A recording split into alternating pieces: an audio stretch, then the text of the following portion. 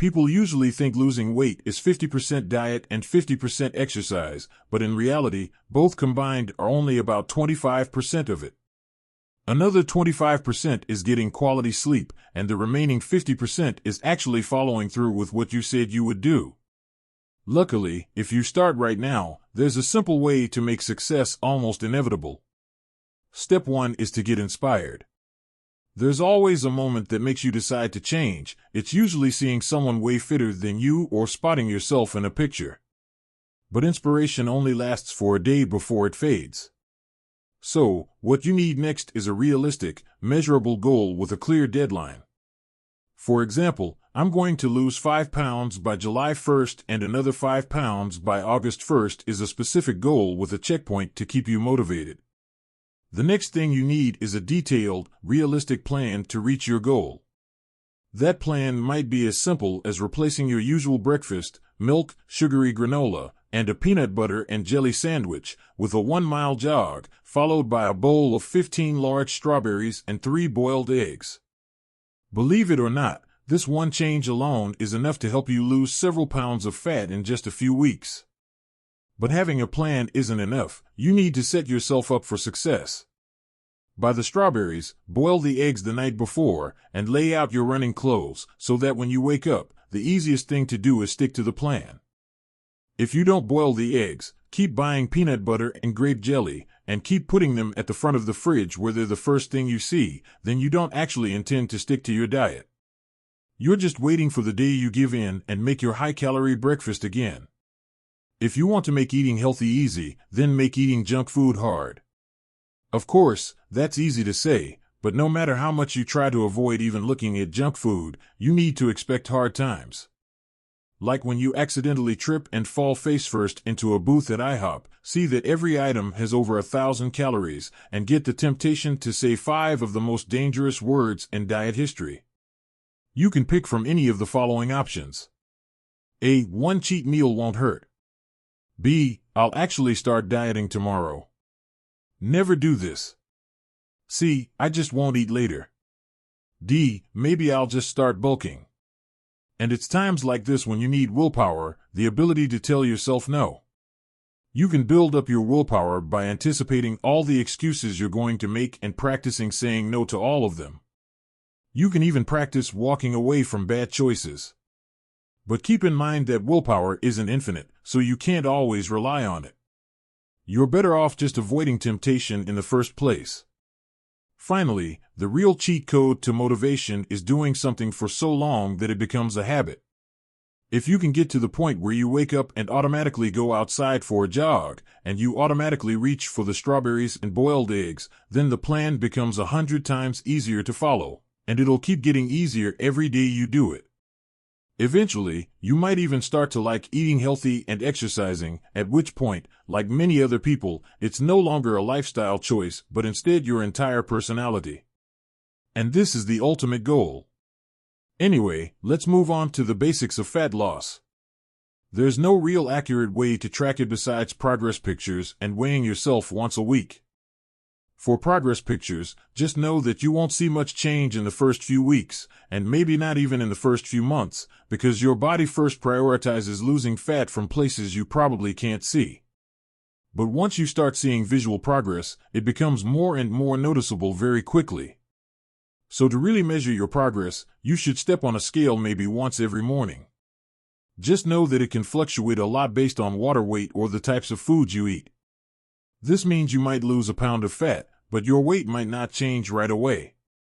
So instead of focusing on day-to-day progress, look at your average week-to-week progress.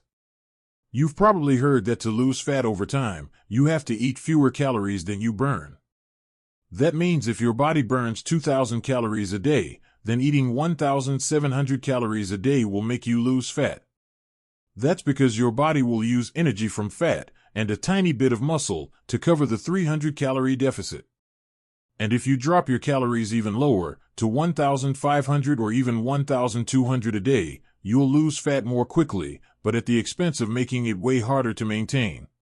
The traditional, optimal way to figure out how many calories you should eat is by using an online calorie calculator.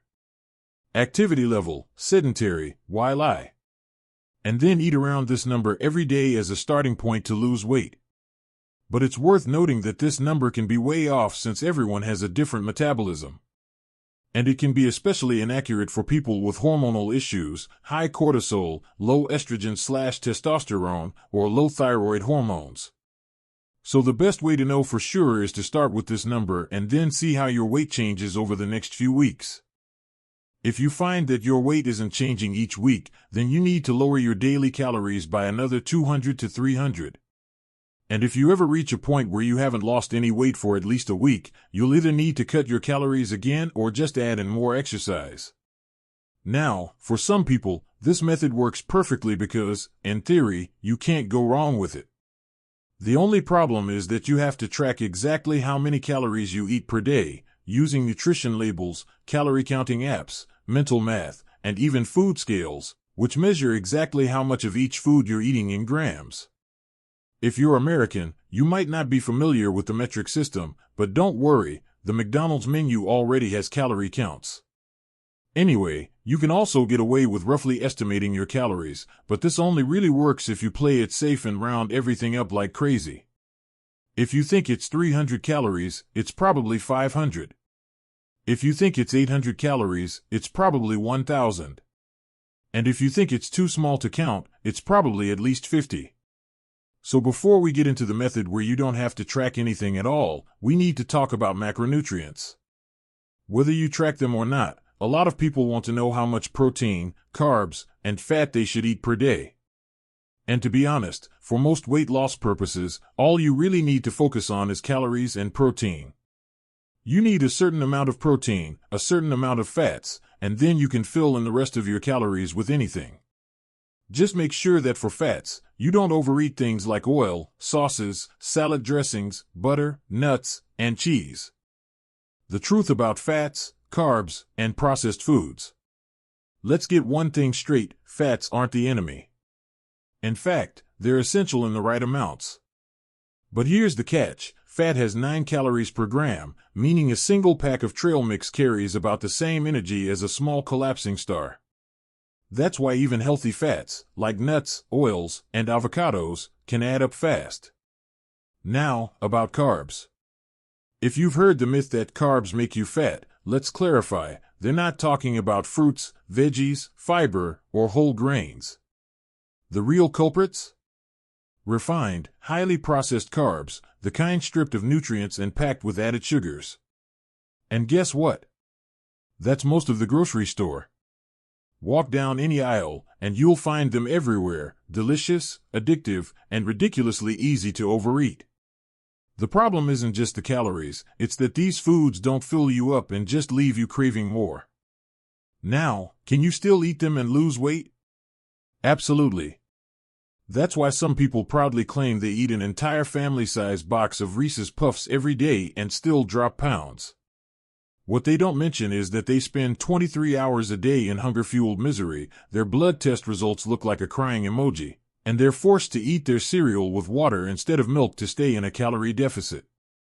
So what's the better way? Start making small swaps.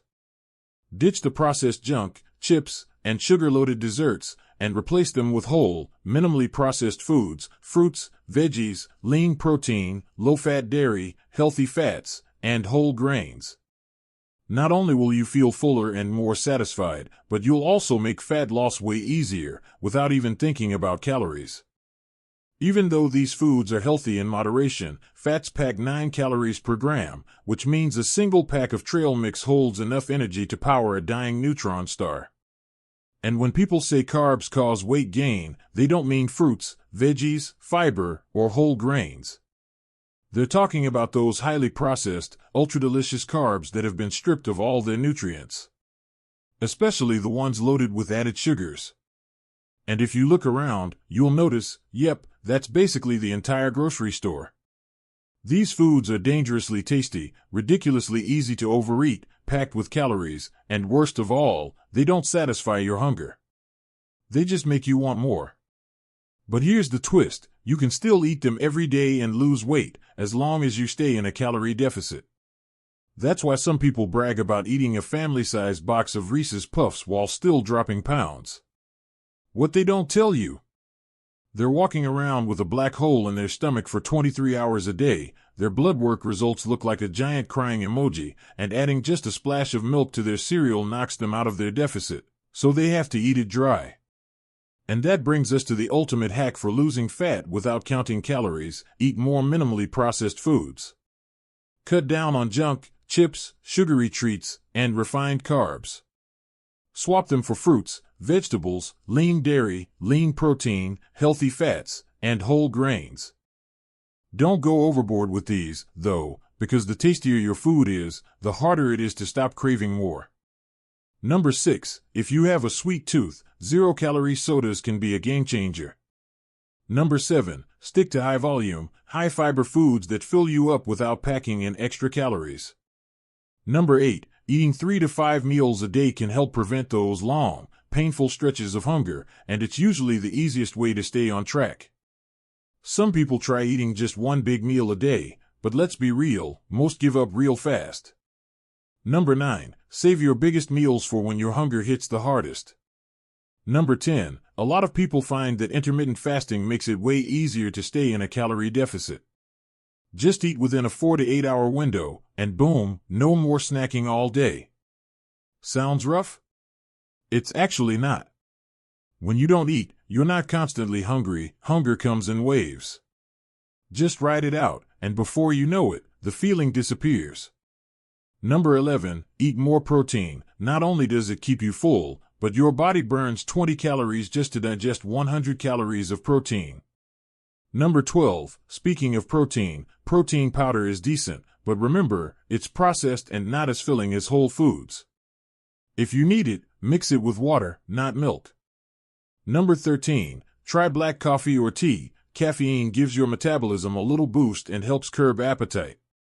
Number 14. Use smaller plates, smaller bowls, and smaller portions. Your brain gets tricked into feeling full faster. Number 15. If you slip up, don't let it be an excuse to binge on junk. Messing up wasn't part of the plan, but quitting was never part of the plan. Now, let's talk exercise. It burns some calories, boosts your health, and, most importantly, once you see how much effort it takes to burn 200 calories, you're going to think twice before grabbing that 200-calorie bag of chips.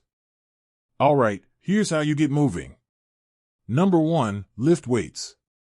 Not only does it crank up your metabolism, but it also torches calories and builds muscle.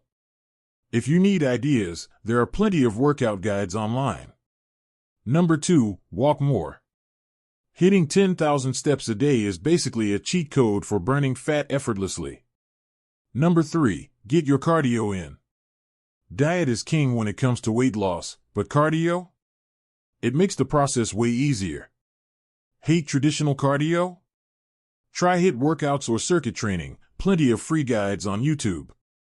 Some gym bros love to say 15-minute YouTube workouts don't work, but these are the same guys who watch hour-long videos of other people working out.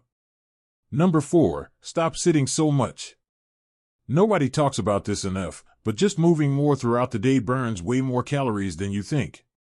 Take the stairs, clean your house, cook, fidget, stand, carry groceries, heck, even touch some grass. Basically, do anything except sit and rot. And here's the fat loss tip most people ignore: get good sleep. Your hormones control everything when it comes to fat loss. But right now, you're probably thinking, I already sleep fine. Sure you do. Anyway, before